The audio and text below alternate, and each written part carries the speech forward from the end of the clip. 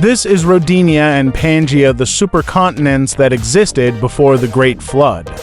Some Christian geologists believe that the original supercontinent was called Rodinia, which was smaller and centered around the South Pole. Rodinia may have broken up early in the flood, temporarily reuniting to form Pangaea, before separating again to form the continents we know today. Now, my home state Louisiana probably didn't form until after the Great Flood, because the Mississippi River didn't exist in Rodinia, because when Rodinia existed, water would seep out of the ground. It didn't rain, so sorry for all my Louisiana folks. But let's get back to the supercontinents. When God first created the Earth was a water world, a planet that is completely covered with later and mostly no land, and he would told the Earth for the lands to emerge from the water. Now this is when Rodinia formed, and this was the supercontinent that Adam and Eve and all the people before the flood lived in. There was only 4 rivers specified, which are Pison, Gihon, Hiddekel, and Euphrates. Now the people of Rodinia were wicked people. The verse that talks about this is Genesis 6:14. I have determined to make an end of all flesh, for the earth is filled with violence through them.